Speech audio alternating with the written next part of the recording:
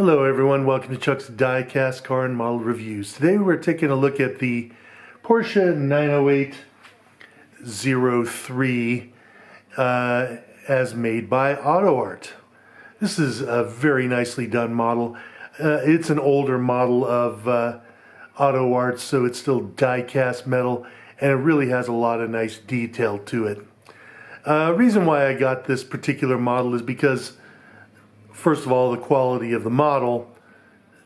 Second of all, because I've actually seen this car. I've seen it race at Laguna Seca during the historic auto races, and I love the Martini livery on it. So that's why I got it.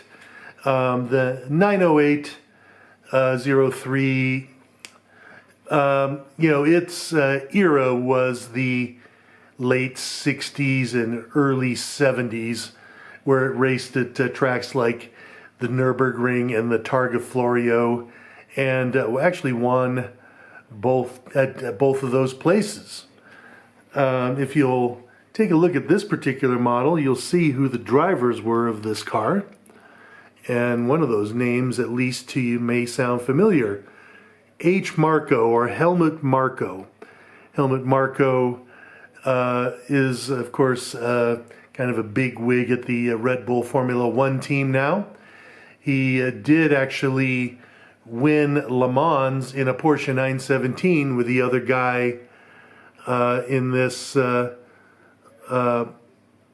pairing here, Gijs van Lennep. And so I believe they would have been the second Porsche 917 to win Le Mans in 1971. The 908-03 is a car that is just, when you look at its specs, it's pretty impressive. I mean, it's got a flat 8 3-liter engine with, I think, 320 horsepower. But the thing about it that is kind of remarkable is it only weighs like, I think it was 545 kilos, which is about what, maybe 1,200 pounds. So the power to weight ratio on this is pretty staggering, and that combined with the fact that it has hugely wide tires, I'm sure this thing must have been pretty insane to drive. So let's go ahead and take a look at the model here. First of all, like I said, it has some great detail on it. I mean, just taking a look at the top of it here, I mean, you can see, first of all, a nice detailing on the windscreen with the, well, they're just printed on, but it does have the rivets for the, what I presume would be the aluminum strip holding on the windshield. You can see here the electrical or engine cutoff switch there as well, and a nice detailing here on the filler cap too. So really nicely done there. The decals look really good as well, and when you take a look at the brake calipers and the brake rotors, you can see good detail in there too. There you go, there's a better shot. You can see the drilled rotors, which look really good there. Detailing on the front, well, I mean, there's not much to see here. There's no headlights or anything because this was a car that raced in short daytime sprints, so it really didn't need headlights, but there's good detailing up here as well. Taking a look at the rear of the vehicle, again, excellent detailing back here. You can see the rear of the transmission, the exhaust. Really nice detailing on either side, showing the transmission, showing the 2 drive shafts there with their black universal joints made of rubber, basically, and also the U-joints at the tires there, at the wheels there too, and of course the rear space frame there as well. So again, really, really well done. The best view of the engine is almost here from the top. There's that flat 8 air-cooled engine. You can see, I guess that would be the fuel distributor, and also the clear fuel lines coming from it. So that looks really very good. And then when you open up the rear clamshell, it's nice of them that they have an actual prop rod that's built into it that holds it open. But you can see, oops, except when you bang it. You can see in here the more detail. You can see the, regulation required spare tire on the right-hand side.